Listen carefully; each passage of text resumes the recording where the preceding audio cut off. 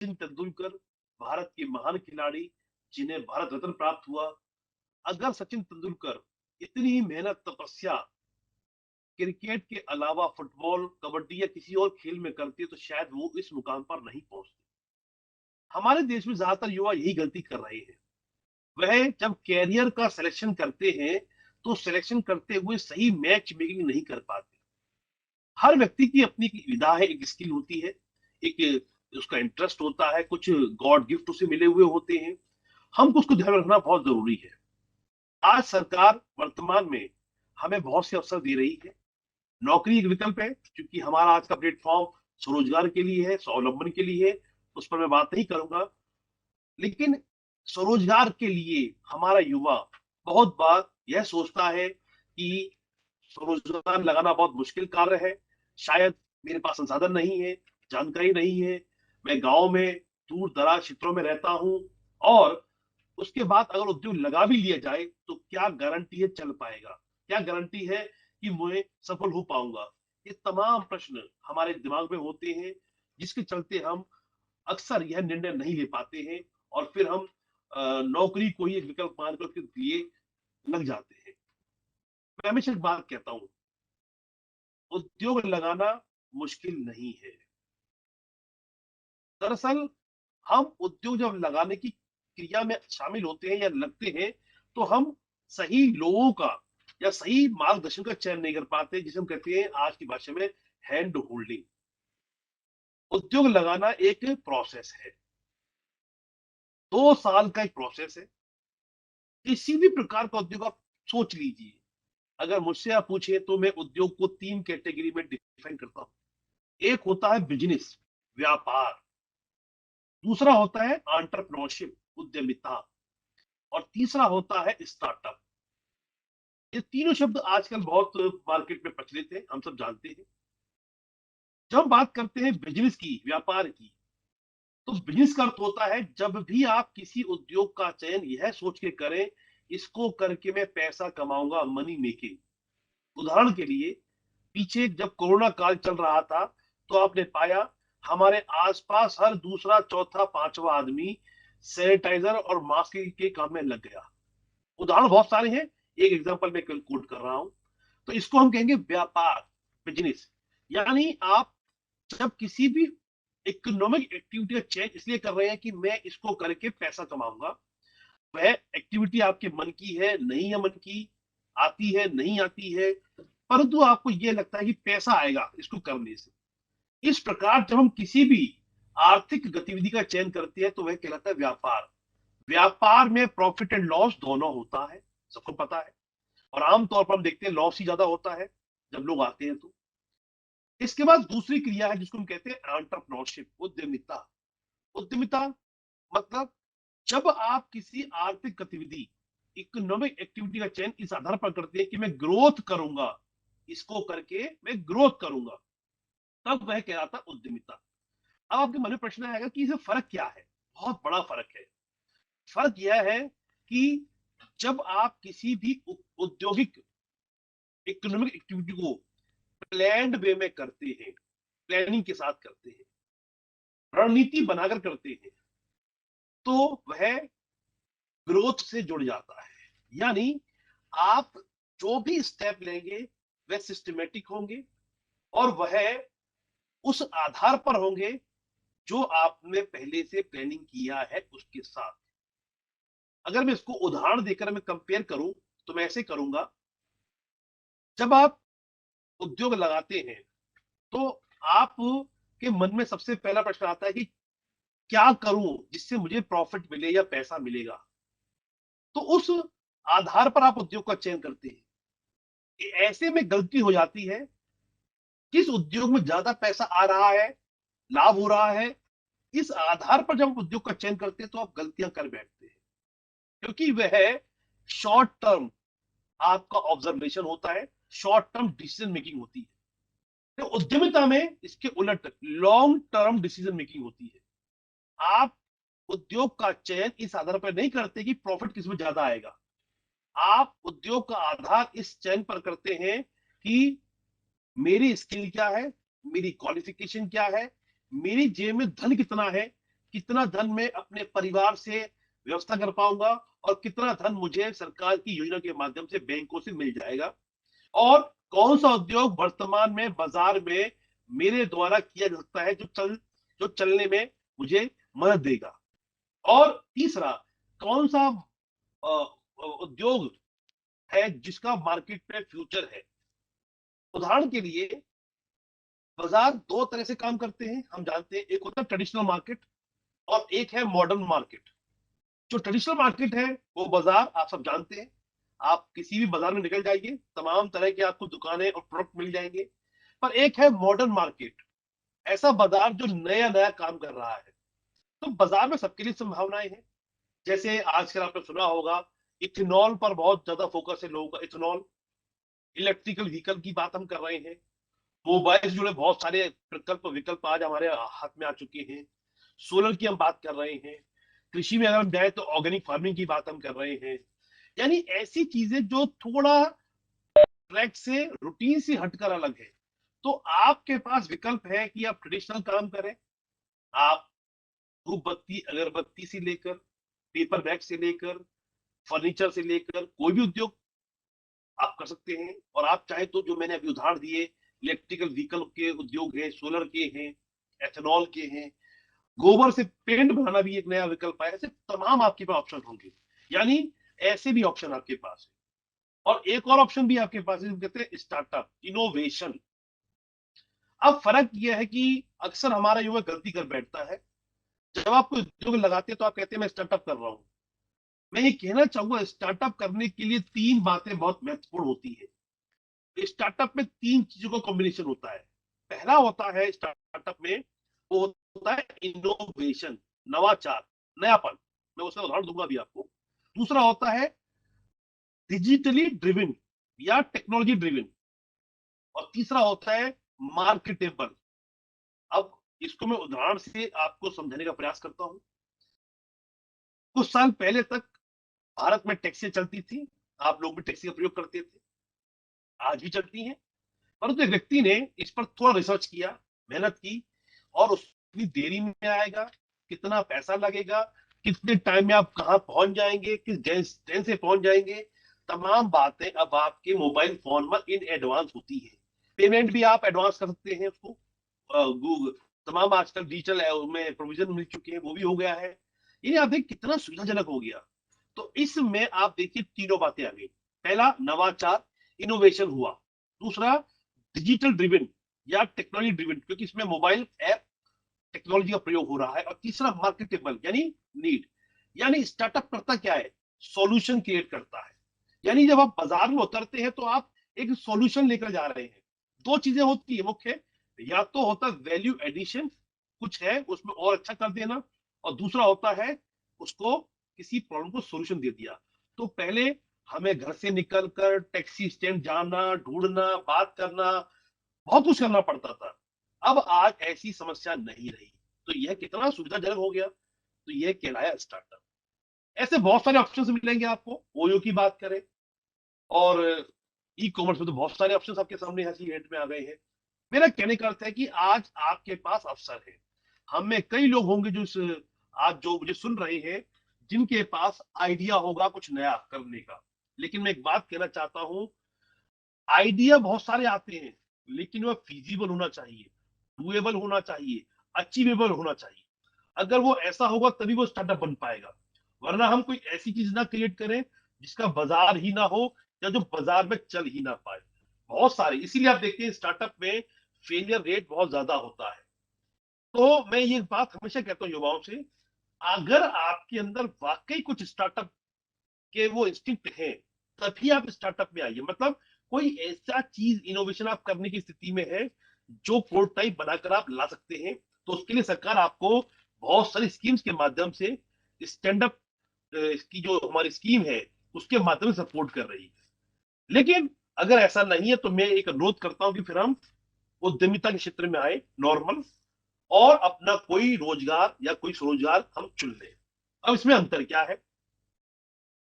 देखिए, जब आप रोजगार की बात करते हैं तो आज बाजार में बहुत सारे नए नए प्रयोग हो रहे हैं, बहुत सारे लोग आ रहे हैं। अक्सर सवाल मन में आता है कि बाजार में पहले ही बहुत बहुत बड़े बड़े प्लेयर बैठे हुए हैं, हम कैसे एंट्री करेंगे, कब करेंगे, क्या गारंटी हम चला पाएंगे? तो मैं एक बात कहना चाहता हूं अपने साथियों से, जब तक डिक्शनरी में एक शब्द है CHANGE, चेंज, परिवर्तन, तब तक नए लोगों का उद्योग में आने के लिए रास्ता हमेशा खुला रहेगा। इसलिए आप इस बात की चिंता ना करें, बिल्कुल आप आइए, आपका स्वागत है। दूसरा, उद्योग लगाने के लिए आपको बिजनेस मॉडल नहीं, एंटरप्रेन्योरशिप मॉडल चुनना है। मैंने अंतर पहले क्लियर कर दिया। उद्योग का चयन इस आधार पर नहीं करना कि पैसा कमाना है, बिल्कुल कमाना है, लेकिन एकमात्र आधार ये नहीं होना चाहिए। अगर आप ये चुनकर उद्योग में आ रहे हैं तो आप गलतियां कर बैठेंगे, रिस्क ले बैठेंगे बहुत बड़ा। लेकिन अगर आप एंटरप्रेन्योरशिप मॉडल में आएंगे, नहीं ग्रोथ के लिए आएंगे, तो आपका बिल्कुल हर चीज कॉन्सेप्ट चेंज हो जाएगा। मैं इसको देता हूं उदाहरण के माध्यम से समझाता हूं बिजनेस और एंटरप्रेन्योरशिप में भी अंतर क्या है। महाभारत की कथा सब जानते हैं, उसमें बहुत छोटा प्रसंग आता है जिसको हम कहते हैं जब अभिमन्यु चक्रव्यूह में जाते हैं युद्ध के लिए, तो वो बताया कि मैं माँ के गर्भ में था, पापा ने बताई थी कहानी कि भाई चक्रव्यूह क्या होता है, कैसे तोड़ते हैं। तो मैंने भी सुन ली कहानी, पर थोड़ा सा उसमें एक मिस्टेक हो गया था कि जब अर्जुन यानी पिताजी पूरी कहानी सुना रहे थे, 6 चक्र तो बता पाए, जब 7वां बता रहे थे तो मेरी माता को नींद आ गई, वो सो गई, और चूंकि मैं भी गर्भ में था तो मैं भी सो गया। मैं 6 चक्र तोड़ना जानता हूँ, 7वां चक्र मैं अपने अनुभव के आधार पर तोड़ने का काम करूंगा। ऐसा कह के अभिमन्यु उतर जाते हैं चक्रव्यूह के मैदान में। और कहानी सबको पता है, अभिमन्यु 6 के बाद 7वें में जब जाते हैं तो वो शहीद हो जाते हैं। दरअसल एग्जैक्टली यही उद्यमिता में होता है। हमारे देश में ज्यादातर लोग बिना प्रशिक्षण के, बिना मेंटर के, बिना जानकारी के उद्योग में उतर रहे हैं, अभिमन्यु की भांति, जिसे मैं कहता हूं व्यापार मॉडल। और जो अर्जुन की तरह उतरता है, जिस 7 चक्र मालूम में तोड़ना, वो होता है उद्यमी, एंटरप्रेन्योर। ये है बुनियादी फर्क। जैसे उद्योग में जब आप जाएंगे तो दो चीजें होती है, प्रॉफिट एंड लॉस। लॉस ज्यादा होता है और शुरुआत लॉस से ही होती है। समस्या यह नहीं है कि उद्योग में लॉस होता है, बिल्कुल नहीं है समस्या। समस्या है हमको लॉस से बाहर निकलने की कला नहीं मालूम। तो मैं अपने युवाओं से की बात कहता हूं, उद्योग में आपको लॉस से, हानि से नहीं डरना है, उसकी चिंता नहीं करनी है। हमें सीखना है। हम आधे अधूरे मन से, आधे अधूरे प्रयत्न से, आधे अधूरे संसाधनों के साथ में काम करते हैं। उद्योग लगाने के लिए आपको 6 M चाहिए: man, machine, money, market, method और मटेरियल। ये 6 M चाहिए। इन सब का बेहतरीन संगम हमको बनाना होता है। अब समस्या क्या आती है कि हम अक्सर यहाँ पर जब उद्योग का चयन करते हैं तो हम उसकी प्लानिंग गड़बड़ कर बैठते हैं, क्योंकि ज्यादातर फोकस हमारा मनी वाली साइड पर रहता है। मैं कहता हूँ उद्योग लगाने के लिए मनी बाद में आता है, सबसे पहले आता है मैन। मैन मतलब मैं, जो शुरुआत कर रहा है। मैं पहले तैयार हो जाऊं, कंधे मजबूत करूं, और उसके बाद शुरुआत करूं। मैन के बाद आता है अगला तरीका, मार्केट को समझना है। आप, मेरे आसपास बाजार में चल क्या रहा है, वो क्या रहा है। यहाँ पर एक शब्द आता है ऑब्जर्वेशन। हम कितना ऑब्जर्व कर रहे हैं बाजार में। अक्सर मेरे पास युवा आते कहते सर, मैं काम तो करना चाहता हूँ पर मेरे दिमाग आइडिया नहीं आ रहा, क्या उद्योग लगाऊं। तो मैं उनको उदाहरण देता हूँ, भाई आइडिया आएगा, परंतु पहले आपको इस ब्रह्मांड को थोड़ा फ्री देना पड़ेगा, फ्री छोड़ना पड़ेगा। हम आज हमारे युवा देश के ज्यादातर मोबाइल में एंगेज है, मोबाइल में फुल टाइम एंगेज है। फेसबुक, व्हाट्सएप, तमाम तरह के ऐप पर पता नहीं पूरा एंगेज रहते हैं। घर से निकलते हैं, जहां जाते हैं वहां तक रास्ते में कहीं पर भी वो बाहर नहीं झांकते हो क्या रहा है, क्या घट रहा है। मोबाइल में ही अपना समय काट लेते हैं। ऑब्जर्वेशन तो है ही नहीं। जब तक हम ऑब्जर्वेशन नहीं करेंगे, यानी अपने आसपास चीजों को नहीं देखेंगे, समझेंगे, डीप में जाएंगे, तब तक आइडिया नहीं आएगा। आइडिया कैसे आता है उसका देता हूं मैं फिर से आपको उदाहरण। एक व्यक्ति के पास टेक्नोलॉजी थी, पैसा भी आ गया, इनोवेटिव भी था, सब कुछ था मान लीजिए। तो उसने प्रयास करके बनाया मोबाइल फोन। ये आपके सामने जो है, आपके हाथ में भी होगा, मोबाइल फोन बन गया। मोबाइल फोन आने के बाद अब चार ऑप्शन है आपके पास। पहला, दूसरा व्यक्ति कहेगा कि मेरे पास संसाधन है तो मैं भी एक और फैक्ट्री डालूंगा मोबाइल बनाने की।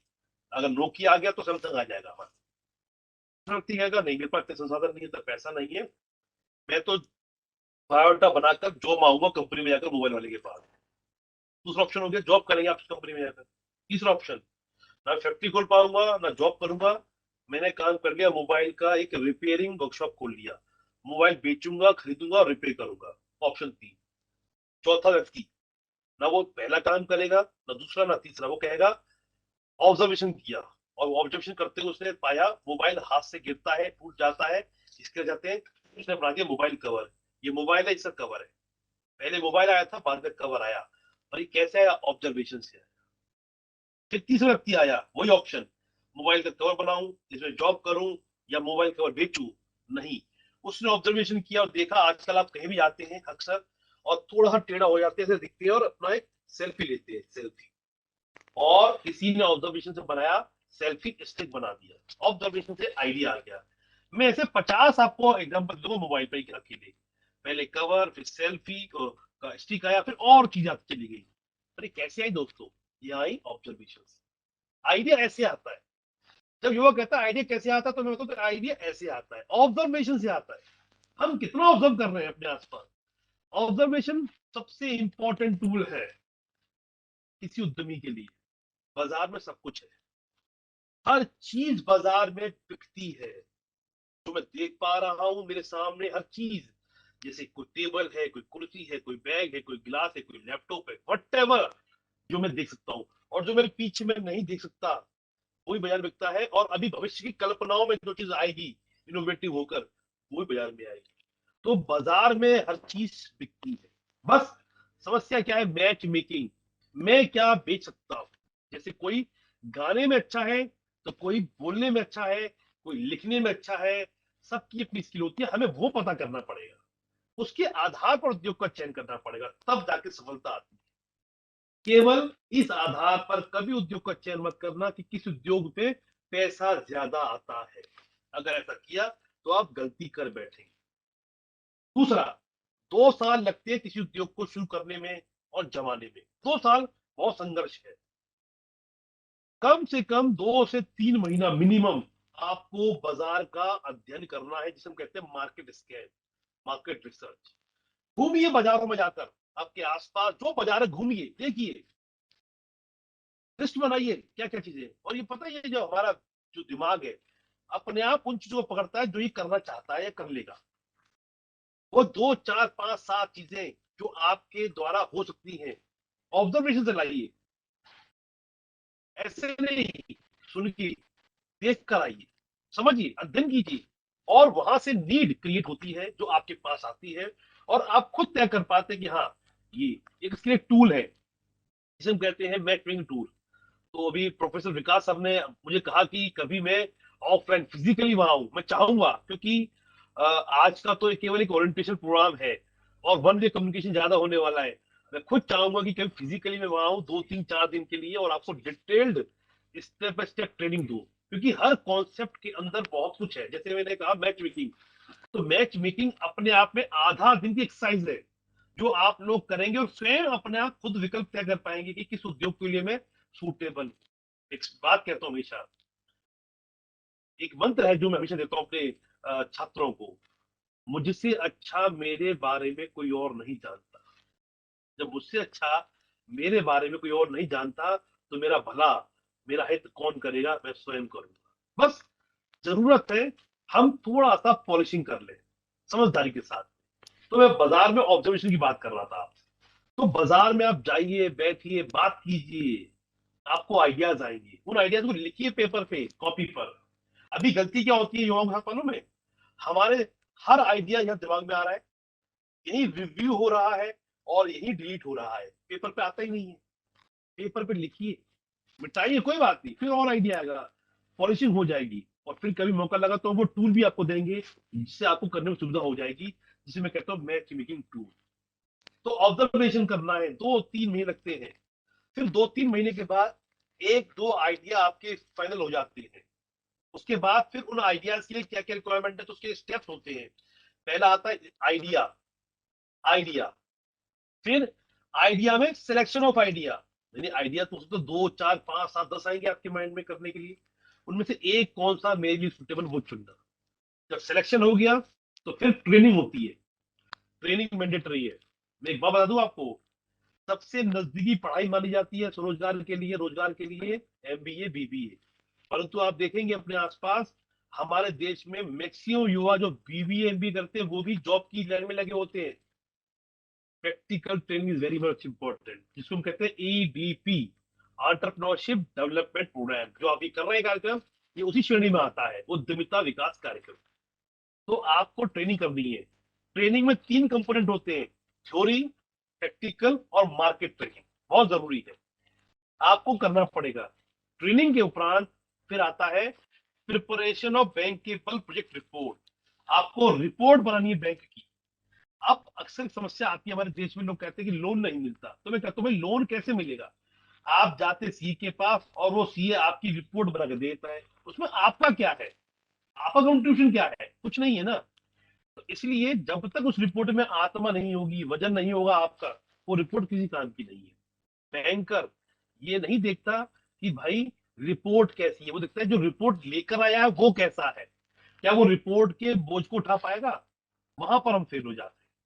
तो अगला कंपोनेंट है प्रिपरेशन ऑफ बैंक रिपोर्ट, जो आप बनाते हैं अपने द्वारा, एक्सपर्ट उसमें आपको मदद देते हैं। रिपोर्ट बनने के बाद, रिपोर्ट बनने के बाद फिर आता है रिसोर्स मोबिलाइजेशन। आप फिर संसाधन इकट्ठे करते हैं, जमीन, कच्चा माल, मशीन, लेबर, बिजली, पानी, वट जो रिक्वायर्ड है। उसके बाद जब ये सब कुछ हो जाता है तो फिर हम उद्योग की शुरुआत करते हैं।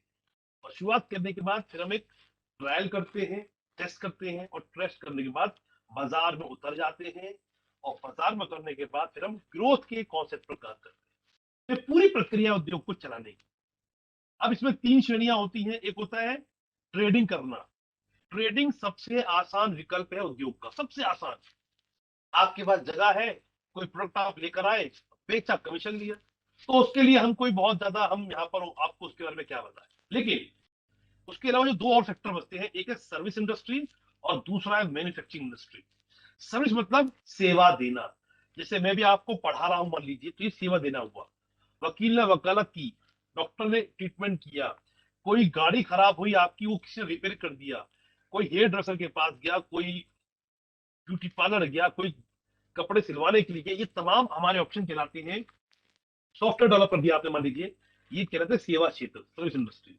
और तीसरा होता है मैन्युफैक्चरिंग, मतलब जब आप कोई टेंजिबल वस्तु बनाते हैं जिसका आकार, प्रकार, वजन होता है। मैंने कहा शर्ट बनाई, इसका बटन बनाया, चश्मा बनाया, जैकेट बनाई, मोबाइल बनाया, गिलास बनाया, कुछ भी जो दिखता है, जिसको हम छूते हैं, जिसका आकार, प्रकार, वजन हो, जो हम उसको बनाते हैं, वो कहलाता है मैन्युफैक्चरिंग। तो आपको सरकार सर्विस और मैन्युफैक्चरिंग में आज बहुत मदद दे रही है, जिसको हम कहते हैं आज हमारी भाषा में MSME, ministry of micro small and medium enterprises. उद्योग 4 प्रकार की श्रेणी में होते हैं, माइक्रो, स्मॉल, मीडियम और हैवी। तो पहले 3 टाइप है, माइक्रो, स्मॉल और हैवी, वो हमारे मतलब का है, हमारे लिए जानना जरूरी है। चौथे टाइप के लिए अलग प्रक्रिया होती है। अभी सरकार ने, पहले कुछ समय तक तो इसकी डेफिनेशन कुछ अलग थी, पर अभी सरकार ने डेफिनेशन में एक नया चेंज किया है, और केवल चेंज नहीं किया, आपके लिए सुलभ बना दिया है।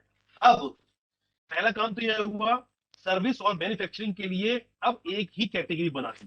पहले ये 2 कैटेगरी अलग थी, बट अब सरकार ने इसको एक कर दिया, तो ये एक आसान हो गया आपके लिए। और अब सरकार ने 1 करोड़, 10 करोड़ और 50 करोड़ की 3 श्रेणियों को बना दिया। अगर 1 करोड़ तक का इन्वेस्टमेंट आप करते हैं तो आप माइक्रो कहलाते हैं, 10 करोड़ का इन्वेस्टमेंट है तो आप स्मॉल कहलाते हैं, और 50 करोड़ या उससे ज्यादा का इन्वेस्टमेंट है तो आप कहलाते हैं स्मॉल। अब आप देखिए 1 करोड़ कोई छोटा अमाउंट नहीं होता, बहुत बड़ा अमाउंट है 1 करोड़ भी। और अभी वर्तमान में 50,000 रुपए से लेकर 2 करोड़ रुपए तक सरकार आपको विभिन्न योजनाओं के माध्यम से ऋण दे रही है, और छूट भी दे रही है अनेक प्रकार की। और सबसे बड़ी बात, 2 करोड़ तक की जो बात करूं उसमें बिना किसी गारंटी और किसी कोलेटरल की लोन मिलता है, ये बड़ी बात है, जिसे हम कहते हैं मॉर्गेज फ्री लोन। ये बहुत बड़ी बात है। सरकार जब आपको सपोर्ट करती है तो 4 तरह से सपोर्ट करती है। सरकार देती है लोन, तो आप लोन 3 तरह के होते हैं, short term, mid term, long term. Short term 1 साल का, मिड टर्म 1 से 3 साल का, लॉन्ग टर्म 3 से जितना भी फिर बढ़ा जाए समय, 5, 7, 10 साल जो भी। आमतौर पर जो लोन मिलता है आपको, नए व्यक्ति को मिलता है 5 साल का लोन। दूसरा होता है हमारा, दूसरा कैटेगरी हमारी होती है लोन के बाद होता है जिसे हम कहते हैं सब्सिडी। बहुत सारी योजनाएं सरकार की है जिसमें आपको सब्सिडी दी जाती है। इस कार्यक्रम में विभिन्न एक्सपर्ट आपको बताएंगे समय समय पर क्या किस तरह होता है ये सब्सिडी का कॉन्सेप्ट।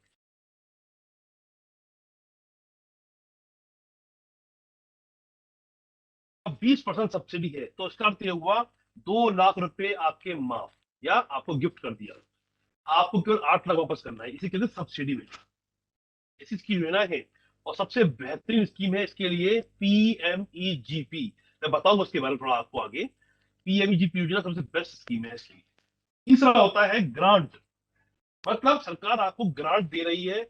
और अगर आप कुछ नया प्रोटोटाइप कर रहे हैं, खास तौर पर स्टार्टअप की मैं बात करूं, या कुछ ऐसी चीज जैसे अभी कोरोना काल आया, तो कोरोना काल में सरकार ने कहा कि अगर कोई युवा, कोई उद्यमी ऐसा कोई आइडिया लेकर आता है जिसे कोरोना से लड़ने में किसी भी रूप में मदद मिलती है, तो हम उसको ग्रांट देंगे। इसके लिए बहुत सी स्कीमें सरकार की चल रही है। चौथा होता है इंसेंटिव। समय समय पर सरकार आपको इंसेंटिव देती है। जैसे आपने लोन लिया, अच्छे से टाइम रीपेमेंट कर रहे हैं, तो आपका in between rate of interest कुछ और कम हो जाएगा। कुछ स्टेट्स में बिजली के बिल में, पानी के बिल में, लेबर लॉज में आपको छूट दी जाती है। तो इस तरह से तमाम तरह से सरकार आपको छूट दे रही है, जिसके इंसेंटिव। तो लोन, ग्रांट, इंसेंटिव, और चौथा मैंने जो बताया आपको, लोन, ग्रांट, इंसेंटिव और सब्सिडी। तो 4 तरह से सरकार आपको मदद दे रही है। अक्सर हम एक गलती और कर बैठते हैं, हम कहते हैं कि लोन कोई भी मेरे मतलब का है। नहीं, आज सरकार की वर्तमान में लगभग 71 से ज्यादा 71+ स्कीम्स है जो स्वरोजगार के लिए ही सीधे बनाई गई है। हम तो मुश्किल 2-4 नाम जानते होंगे, मुद्रा, पीएमईजीपी, स्टैंड अप स्टार्टअप, बस शायद नाम पर 71 योजनाएं हैं। हम एक बात, और ये मैं क्यों बता रहा हूं, क्योंकि जब आप ऐसे कार्यक्रम जो आप ये कर रहे हैं, 20 दिन का जो प्रोग्राम करने जा रहे हैं, ईडीपी, ये आपके लिए बहुत इंपॉर्टेंट हो जाती है। क्योंकि जब ये कार्यक्रम आप करते हैं तब आप सही व्यक्ति से सही जानकारी आपको मिल जाती है। अन्यथा क्या होगा, हम गड़बड़ कर बैठते हैं, हमको लगता है सारे लोन एक जैसे होते हैं। ऐसा नहीं है। हर लोन की अपनी क्वालिटी होती है, खूबसूरती होती है, जो कुछ अच्छा होता है। उदाहरण के लिए मुद्रा योजना, मुद्रा में आपको 50,000, 5 लाख, 10 लाख, 3 श्रेणी में लोन मिल रहा है, शिशु, किशोर, तरुण। लेकिन अगर आपको 10 से बड़ा लोन चाहिए तो फिर आपको आना पड़ेगा PMEGP, prime minister employment generation programme. इस स्कीम में आपको आना पड़ेगा। इसमें आपको सब्सिडी मिल रही है। सब्सिडी 3 तरह की है, 15%, 25%, 35%। 25, 15, 25, 35। अगर आप शहर में लगा रहे हैं तो 15% और 25% के 2 ऑप्शन रहेंगे, और गांव में लगा रहे हैं तो 25 और 35% के ऑप्शन रहेंगे। अब बैंक कितना बड़ा आपको सरकार में, और उसमें बड़ी बात क्या, लोन 50 लाख तक का है, सॉरी, सब्सिडी, लोन अमाउंट बड़ा, तो कितना फायदा हुआ आपको। तीसरा एक बात और बताऊं मैं आपको, अब ज्यादातर लोन, अब उद्यम से जुड़े लोन आपको ऑनलाइन कर दिए गए हैं। यानी आपको अब सीधे प्रत्यक्ष बैंक जाने की शायद आवश्यकता नहीं है। अब आपको सीधे ऑनलाइन जुड़ना है। जैसे एक वेबसाइट है पीएमईजीपी ऑनलाइन, जितने भी विद्यार्थी मुझे सुन रहे हैं, मैं सबको अपनी पीपीटी प्रेजेंटेशन कंटेंट वहां पे शेयर जरूर कर दूंगा, वो आपको पहुंचा देंगे। पर कुछ अच्छे पॉइंट अगर आपके दिमाग में आ रहा है तो आप नोट कर लीजिए। PMEGP ऑनलाइन, यह वेबसाइट है, आप इसका दिन कीजिए ऑनलाइन लोन के लिए। एक और है साइट, उद्यमी मित्र .in, UDYAMI, फिर से MITRA.in, उद्यमी मित्र .in। इस पर भी आप ऑनलाइन लोन के लिए अप्लाई कर सकते हैं। एक एप्लीकेशन है, वेब एप्लीकेशन सरकार ने बनाई है आपके लिए, जिसको ना जो आप यूज करते हैं मोबाइल ऐप, जिसे बोलते हैं ऐप, एप्लीकेशन ऐप, उद्यमी, केवल उद्यमी है, UDYAMI। इस पर जाकर अब आप तमाम तरह के जो ईडीपी कार्यक्रम गवर्नमेंट कर रही है उसको आप पार्टिसिपेट कर सकते हैं। आज सरकार की तमाम चीजें हैं ऑनलाइन आ गई हैं। जैसे एक और साइट बताता हूँ मैं आपको, बड़े काम की है, और मैं चाहूंगा इस साइट को सबने पढ़ना चाहिए, हर व्यक्ति को पढ़ना चाहिए जिसको उद्यमी बनना है। champions.gov.in, बहुत सिंपल है, चैंपियन लिखिए, CHAMPIONS.gov.in। तो ये वेबसाइट ऐसी है जिस पर आपको तमाम जानकारियां, इंफॉर्मेशन, क्या सरकार कर रही है, क्या योजनाएं हैं, किस तरह से आपको उसका लाभ मिलता है, क्या उसका प्रोसेस। या आपको एक नया मंत्र दूर दे के जा रहा हूँ, दूसरा, पहले दिया था मैंने आपको, मुझसे अच्छा मेरे बारे में कोई और नहीं जानता। दूसरा मंत्र नोट कर लीजिए, loss is the mother of profit, loss से ही प्रॉफिट का जन्म होता है। अब ये कैसे होता है? ये ऐसे होता है, मैंने जैसे पीछे कहा, आप किसी भी चीज की शुरुआत कीजिए, जो आप इन्वेस्टमेंट कर रहे हैं वो लॉस ही तो है आपका, पर एक अप्रोप्रिएट टाइम पर जाने के बाद उससे प्रॉफिट निकलना शुरू होगा। यानी पूरी यात्रा करनी होती है। जैसे बच्चे का जन्म 9 महीने में होता है ना, एक पूरा का पूरा साइकिल है, उद्योग का भी साइकिल है पूरा, 2 साल कम से कम। किसी किसी उद्योग में हो सकता है 1.5 साल हो जाए, परंतु ज्यादातर उद्योग, यानी आप जब भी उद्योग में आए तो 2 साल के लिए कम से कम मन बनाकर तैयारी करके आए। होता क्या है, हम एक गलती करते हैं, उद्योग 2 वजह से पिटते हैं केवल हमारे, तीसरा कारण आज तक बना ही नहीं उद्योग के असफल होने का। और ये 2 वजह है जिसकी वजह से उद्योग हमारे घाटे में चले जाते हैं और फिर हम उससे बाहर नहीं निकल पाते। पहला, जब भी आप उद्योग लगाने जाएं, अपना स्वरोजगार करें, तो पहले, अगर आपकी परिवार की आर्थिक स्थिति अच्छी नहीं है तो मैं ये अनुरोध कहता हूं कि पहले भैया उसका ध्यान करो, चिंता करो, नौकरी करनी नौकरी करो, जबरदस्ती मत आओ। उद्योग के लिए आपको कम से कम 6 महीने का अपने परिवार के खर्चों का बजट अलग करना पड़ेगा, तब आपको उद्योग में आना है। क्योंकि कोई भी उद्योग 6 महीने में आपको पैसा नहीं कमा के देने वाला, उसको चाहिए, उससे निकालना तो बड़ा पाप हो जाता है। जैसे अक्सर मैंने देखा है, बहुत आपको बारीक महीन या लेमैन का एग्जांपल देता हूं मैं। आपने कोई नया उद्योग लगाया, छोटा मोटा शुरू किया, शुरू करते ही 1 महीना 2 महीना हुआ था, आप घर पहुंचे, घर पहुंचे, वाइफ ने कहा कि बेटे की स्कूल की फीस जमा करनी है, 2 महीने हो गए, स्कूल से बहुत फोन आ रहे हैं, ना आप काट देंगे।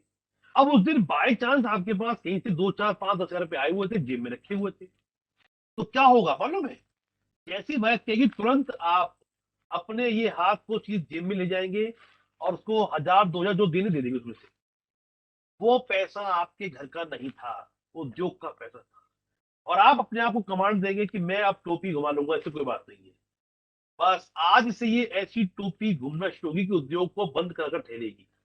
उद्योग में सबसे बड़ी गलती हम यही करते हैं कि कम से कम 6 महीने तक उद्योग से पैसा नहीं निकालना। बस ये मंत्र है ये भी, पर ये लोग करते नहीं है, और फिर कहते हैं हम तो फिट फिट गए, फेल हो गए। नहीं, सॉरी, बिल्कुल गलत।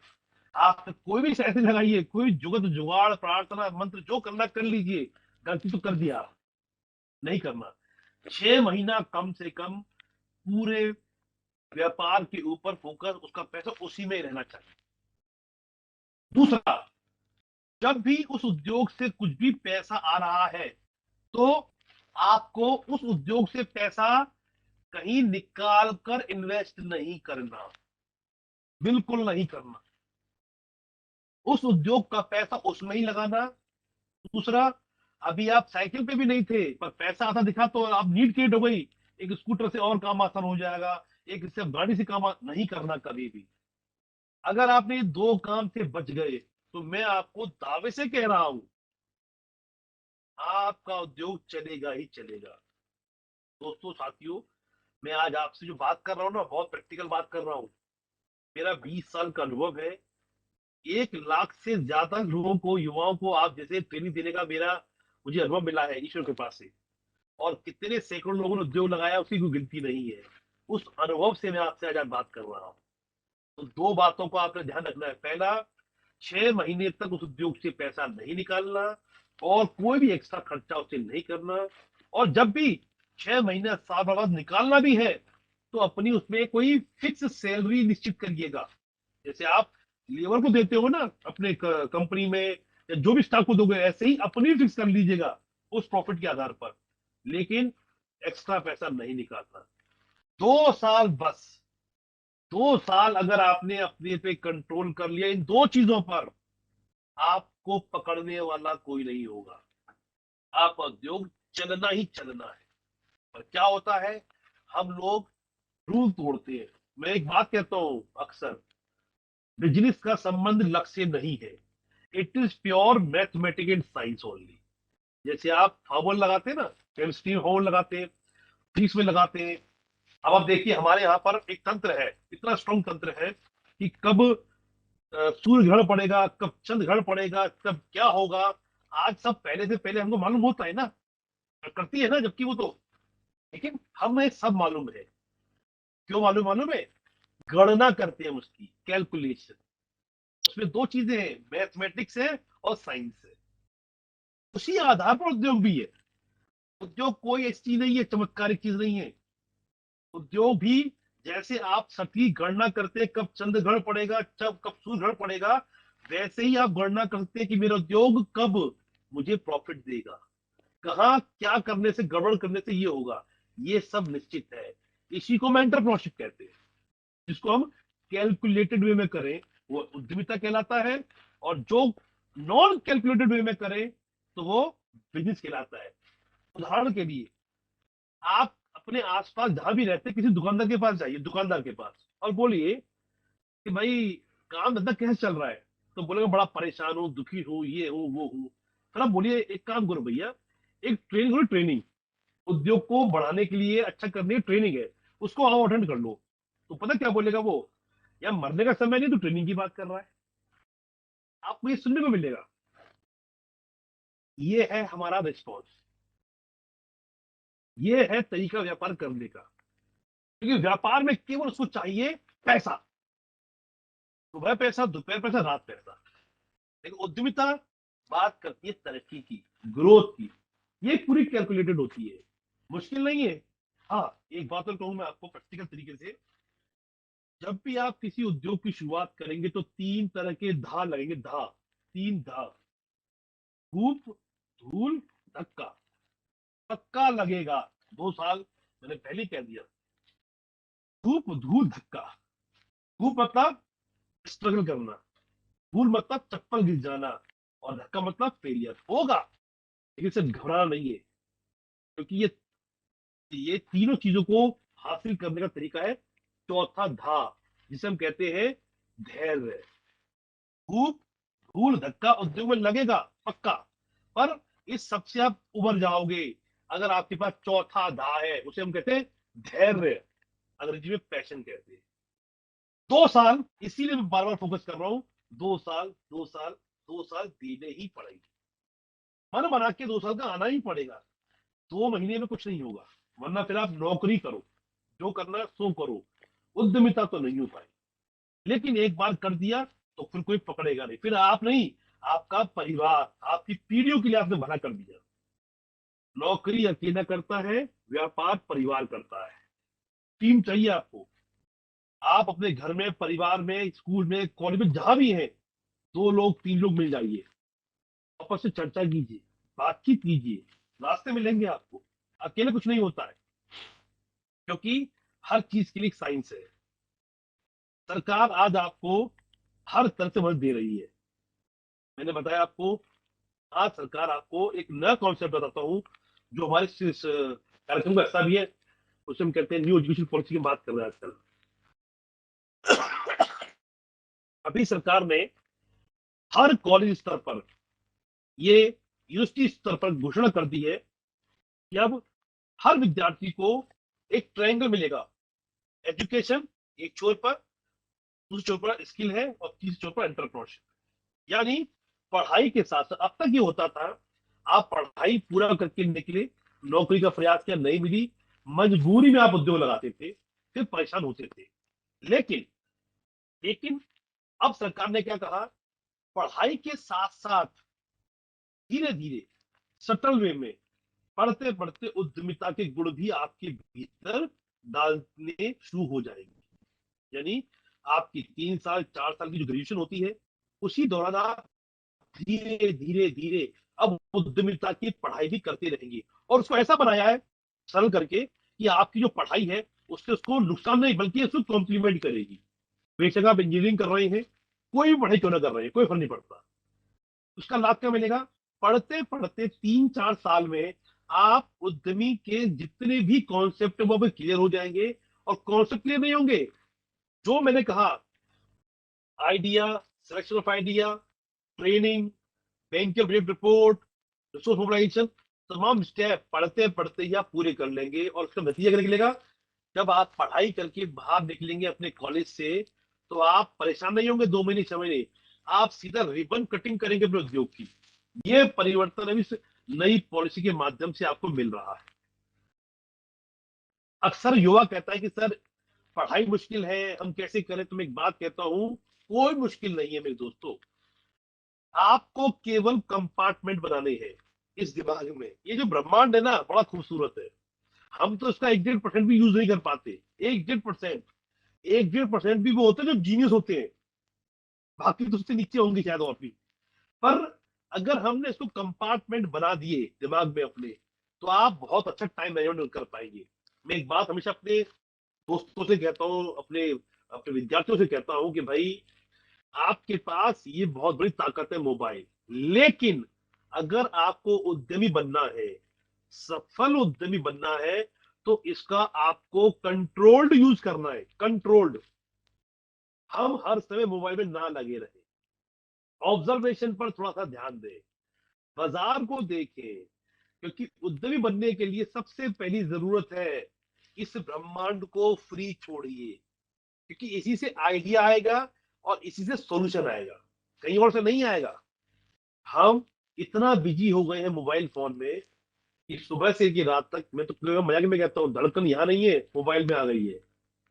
इतना ज्यादा हम बिजी हो गए हैं। अच्छी बात है, मोबाइल यूज की चीज है, लेकिन अगर उद्यमी बनना है तो आपको अब आज से थोड़ा थोड़ा प्रयास करना है कि मैं ऑब्जर्वेशन पर ध्यान दूं।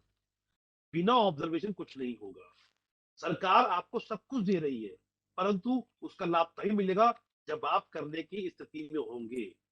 जब आप उसको, जैसे कोई बीमार व्यक्ति को अगर आप कुछ खिलाइए तो उसको हजम नहीं होता, क्यों? क्योंकि उसका हाजमे का सिस्टम गड़बड़ है। वैसे ही हमारे साथ भी है। हमारे दिमाग में इतना कूड़ा कचरा भर गया है कि उसमें नई बातें, ज्ञान की बातें आ ही नहीं पाती। वो कब आएंगी, जब हम इसको थोड़ा सा स्पेस फ्री करेंगे। मोबाइल में भी करते हैं ना, आप स्पेस फ्री करते हैं नीचे डालने के लिए, उसमें से अनवांटेड फाइल हटाते हैं, वैसे ये भी करना पड़ेगा आपको, मुश्किल नहीं है। अब ज्यादा समय नहीं है, पर कुछ और बिंदु पे मैं आपसे चर्चा कर लेता हूं जल्दी जल्दी, कि आपको अगर उद्योग लगाना है, तो पहला काम आज से ये काम करिए कि अब आप match making, decision making, risk taking पर फोकस कीजिए। बहुत आसान है, मुश्किल नहीं है। आप सिर्फ ऑब्जर्वेशन पर ध्यान दीजिए। दूसरा, छोटे छोटे आप आज से अपने कुछ कुछ आइडियाज को बिल्डअप करना शुरू कीजिए। हो सकता है उस पर अपना काम करें, परंतु थोड़ा थोड़ा उस पर लिखना शुरू कीजिए। कॉपी पेन लीजिए और लिखना शुरू कीजिए। फिर एक होता है शॉर्ट एनालिसिस, SWOT। शॉर्ट मतलब आपकी स्ट्रेंथ, वीकनेस, अपॉर्चुनिटी और थ्रेट क्या है। आपको चारों पर अपने बारे में लिखना पड़ेगा पहला। यानी आपकी स्ट्रेंथ क्या है, लिखिए आप कि मैं, स्ट्रेंथ है मेरी बोलना, स्ट्रेंथ है मेरी समझना, स्ट्रेंथ है मेरी रिस्क लेना। क्या स्ट्रेंथ है वो आपको मुझसे अच्छा पता होगा, लिखिए। आपकी वीकनेस क्या है, लिखिए कॉपी पर। मुंह में जवान खाता नहीं, यहां नहीं, पेपर में लिखिए, 5 7 10 मेरी क्या कमजोरियां हैं, 5 7 10 मेरी क्या स्ट्रेंथ है।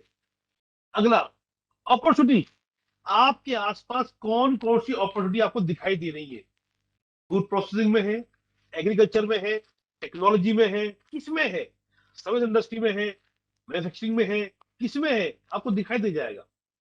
और थ्रेट, इस काम को करते हुए क्या क्या थ्रेट आपको लगती है। मैं एक बात बताता हूँ आपको, इंटरेस्टिंग बात है। आप सभी ने शॉपिंग मॉल कभी ना कभी गए होंगे, पक्की बात है।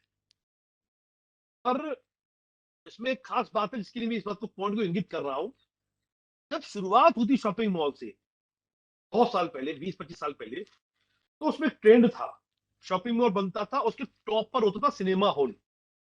उस सिनेमा हॉल में जब फिल्म लोग देखते थे और फिल्म जब खत्म होती थी, तो उसमें एक बात जो मैंने नोटिस की थी उस वक्त, फिल्म खत्म हुई, एग्जिट का गेट खुला बैक साइड से, और व्यक्ति सीधे सीढ़ियों से नीचे पार्किंग में बाहर निकल जाता था। फिर किसी ने दिमाग लगाया कि भाई हम बड़ी बेवकूफी कर रहे हैं, हर शो में 200 300 आदमी आता है और उसको वेस्ट कर दे रहे हैं। और उसमें दिमाग लगा के उन्होंने क्या करा, अब गेट जो था एग्जिट का, वो बाहर की जगह अब अंदर खोला। अब अंदर खुला तो पहला स्टेप आता है फूड कोर्ट, देखा होगा आप लोगों ने। और फिर फूड कोर्ट से घूमते हुए आप नीचे आते हैं, दुकानों को देखते हुए, और करते चक्कर लगाते, चौथा तीसरा दूसरा पहला ग्राउंड होते हुए फिर बाहर निकलते हैं। और क्या नतीजा निकलता है इससे, अब जो व्यक्ति निकलता है उनमें कई लोग, क्या बहुत लोग शॉपिंग करते हुए बाहर निकलते हैं। उन्होंने उसको यूज किया। पर ये कैसे हुआ दोस्तों, ये हुआ ऑब्जर्वेशन। जब तक इसको हम ब्रह्मांड को मौका नहीं देंगे तो ये आइडिया लेकर नहीं आएगा। आपके पास आइडिया की कमी नहीं है। दूसरा, एक काम और करिए, आज से ही अपना पर्सनल रोजाना का बजट लिखना शुरू कीजिए। हम क्या काम कर रहे हैं, अपना रोजाना का बजट लिखते नहीं है, पता नहीं है। और एक कंपनी का, व्यापार का बजट हम सोचते हैं बना लेंगे और संभाल लेंगे, नहीं कर पाएंगे कभी भी।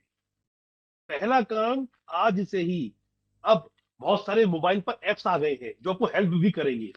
आप अपना नियमित बजट बनाना शुरू कीजिए रोजाना का, क्या कहां से आया, कितना खर्च किया, किसमें किया। आप देखिए, अगर मोबाइल पे भी बहुत सी एप्लीकेशन आ गई है, उसको यूज कीजिए, आप पाएंगे 1 महीने बाद बड़े ही सुंदर ग्राफ आते हैं बन के, किस किस हेड में आपने कैसे से खर्चा किया और कैसे से पैसा आया। और फिर आप उस पर क्या करेंगे कि किस हेड पर मैं ज्यादा खर्च कर रहा हूँ, किस पे कम कर रहा हूँ, और वहां से आप बैलेंसिंग करना सीख जाएंगे। जब आप ये कर पाएंगे तो फिर आप पाएंगे, जब भी आप अपना उद्योग शुरू करेंगे या लगाएंगे, आपका बजट अगर अपना बनाना सीख गए, तो अपने उद्योग को भी बनाना और चलाना सीख जाएंगे। पर आप सोचे, अपना तो कोई बनाऊंगा नहीं और सीधे उद्योग को बनाऊंगा, तो भाई साहब फिर तो बहुत बड़ी गलती हम लोग करते जा रहे हैं। इसलिए ये बारीक बारीक बातें हैं जिनका पर ध्यान रखना है। लास्ट में बहुत छोटी सी बात कह के अपनी बात समाप्त करूंगा, और अगर मुझे परमिट होगा कुछ सवाल लेने के लिए, क्वेश्चन लेने के लिए, तो उनका जवाब देने का प्रयास में करूंगा। एक लास्ट में बहुत छोटी बात कहता हूँ, बड़ी काम की बात है। आजकल हम सुनते हैं शब्द फीडबैक। इस कार्यक्रम का भी फीडबैक होगा, आप लोग देंगे, क्या अच्छा था, क्या बुरा था, क्या अच्छा होना चाहिए था, या ये इसमें ये कम था या ज्यादा था, जो भी। ये बात पहुंची ऊपर, भगवान तक पहुंची। भगवान ने पूछा, नारद आजकल क्या चल रहा है। तो उन्होंने कहा, ईश्वर प्रभु, आजकल मृत्यु लोक पर फीडबैक चलता है। ये फीडबैक क्या होता है? बोले, फीडबैक होता है, लोग कोई कार्यक्रम में आते हैं, उसके बाद वो अपना फीडबैक देते हैं, क्या अच्छा था, क्या बुरा था, इसमें क्या कम था, ये ऐसे होता वैसे होता। तो इससे थोड़ा सा हेल्प हो जाती है नेक्स्ट टाइम उसको इम्प्रूव करने के लिए। तो ईश्वर को अच्छा लगा सुन के, बोले तो बहुत अच्छी चीज है। तो बोले मुझे भी लेनी चाहिए। बोले अच्छा, मेरे हिसाब से मैंने बेस्ट, मतलब हम कहते हैं ना, human is the best creation of the God. भगवान की सबसे बेस्ट कृति क्या है? इंसान। पर चूंकि मृत्यु लोक पर लोग जिंदगी जीते हैं, उन्हें समस्या को सामना करना पड़ता है, तो मैं भी फीडबैक ले लेता हूँ, ताकि अगली बार जब मैं लॉर्ड बनाऊं इंसान का, तो ठीक कर दूंगा उस समस्या को। ऐसा बोल के उन्होंने कहा कि भाई लेके आओ। तो नारद जी आए धरती पर, तो वो अलग अलग देशों से कुछ लोग ले गए, अमेरिका, जापान, जनवरी, हिंदुस्तान, सबसे ले गए, कुछ लोगों को ले गए सैंपल। ऊपर पहुंचे सब लोग, तो कहा भाई हम चाहते हैं, हम फीडबैक लेना चाहते हैं। मेरे हिसाब से मैंने सबसे बेहतरीन बनाया इंसान। पर चूंकि आप जिंदगी जीते हो, बहुत सी समस्याएं आती है, तो आप बताइए कुछ कमियां जो रह गई हो मुझसे बनाने में। ताकि अगली बार जब इंसान बनाऊं तो वो कभी दूर कर दूं। बोलो बहुत अच्छी बात है। तो ऐसे करके सब लोग खड़े होने शुरू हुए, सबने अपने आइडियाज दिए। पहले अमेरिका का नंबर आया। अमेरिका वाला बोला वहां तो अमीर देश है। बोला ईश्वर सब बहुत बढ़िया बनाया आपने इंसान, एक कमी है कि जब तक आदमी जिंदा रहे तब तक जवान रहे, बूढ़ा कभी ना हो। जब बूढ़ा हो जाता है तो फिर बीमारी का घर बन जाता है, समस्या होती है, तो बड़ा मुश्किल होता है। तो आप उम्र उतनी रखो जितनी रखनी है आपको, पर आदमी बूढ़ा कभी ना हो। ये आइडिया दे दिया। फिर अफ्रीका वाले का नंबर आ गया। अफ्रीका वाले ने कहा भाई भगवान सब बढ़िया बनाया आपने इंसान, तो बस एक कमी छोटी सी ये रह गई है कि आगे से बनाओ तो एक रंग बनाना, एक कलर। ये दो कलर मत बनाना, गोरा और काला। हम अफ्रीका वाले काले हैं और जो हम रहते हैं अंग्रेज वो गोरे होते हैं, हमारा मजाक बनाते हैं। ठीक है, सबकी भी समस्याएं थी। अंत में नंबर हिंदुस्तानी का आया। बोले आप बताओ, वो तो इंजीनियर पेशे से। बोले भगवान आपने इंसान तो बहुत अच्छा बनाया है, बस इसमें टेक्निकल एरर है। बोले क्या टेक्निकल एरर है भाई बता। बोले ये आपने दो आंख क्यों बनाई है हमारी, काम तो हमारा एक से हो जाता। आप एक बनाते और लगाते सेंटर में, उतने ही काम कर दिए। तो क्यों दो बनाई आपने। चलो दो बनाई ही थी तो एक काम करते, एक आगे और एक पीछे लगाए थे, ताकि हम 360 डिग्री में काम कर पाते। और बात सही भी थी। अगर आज एक हमारे यहाँ पीछे लग गया तो फिर तुम बहुत अच्छा काम करें। ये बात सुन के भगवान मुस्कुराए।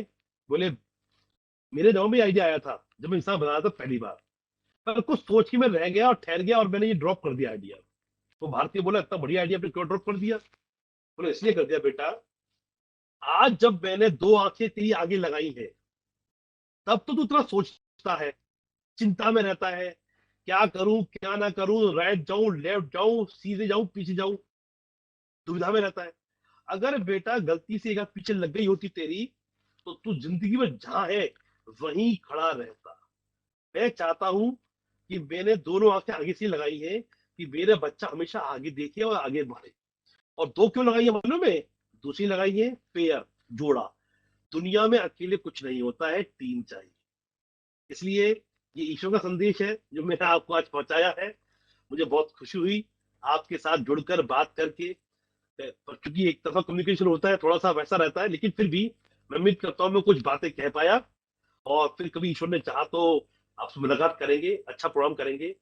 बाकी अब विकास सर से मेरा अनुरोध है कि कुछ सवाल अगर हैं तो मैं ले जी सकता हूँ, बाकी जैसा वो कहे। थैंक यू, जी बहुत बहुत जी। धन्यवाद। एक इनर्जेटिक ऊर्जा भरा हुआ और एक वास्तव में जो युवा और छात्र चाहते हैं मोटिवेशन, वो आपने अभी दिया, जिसमें कई सारी बातें आपने धूप धूल धक्का की बातें बताई। गन्ना और कैलकुलेशन वाकई होना चाहिए किसी उद्यमिता के लिए। और loss is the mother of profit, ये भी आपने बहुत अच्छा पहले ही हम लोग ये सोच लेते हैं कि लॉस हो जाएगा, हानि हो जाएगा, और फिर बैठ जाते हैं। ये बहुत अच्छी काफी सारी बातें बताई। आपको बहुत बहुत सादर अभिवादन और सादर प्रणाम सर।